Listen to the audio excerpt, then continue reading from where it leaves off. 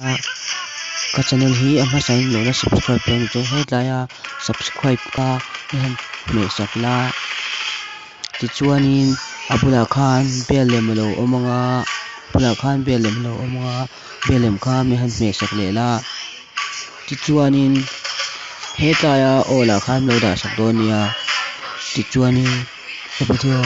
upload tharapia ilo dong zel theinan ole kan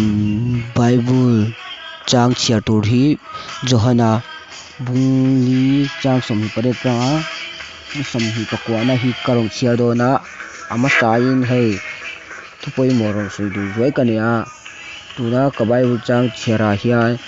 sok nai lo hmuwa nangmani a insiam that nai lo hmu theinan le midang fuina na karong chiara nia chuwangin krong kam te po ka thiam lo mai theya khatinga te khan ngai thak pai na le ngai thak ram du na kha lo ni thinan pathianin mal som cheu ro se chuanin ka Bible Chang chia tu kha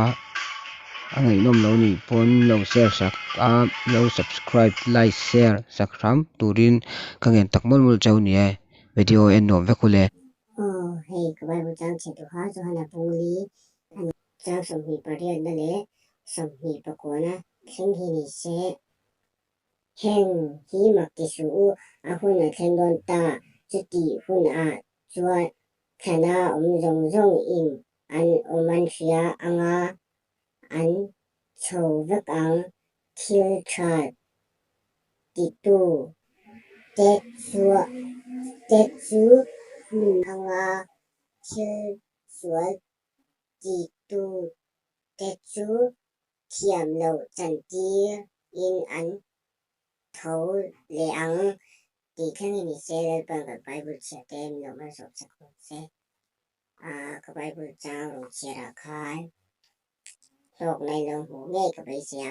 he ka video hi khoi takin lo like share comment subscribe sak le la